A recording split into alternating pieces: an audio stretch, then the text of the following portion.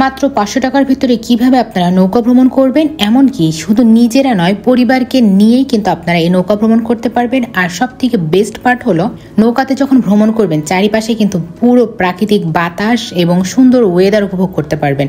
তো চলুন দেরি না করে দেখে নেওয়া যাক এই সুন্দর জায়গাটা কোথায়। তো আমি খুলনায় আসার পর চলে এসেছি খালিশপুর চরের হাট এনএভিতে তৈরিকৃত আশার আলো ক্যাফেতে।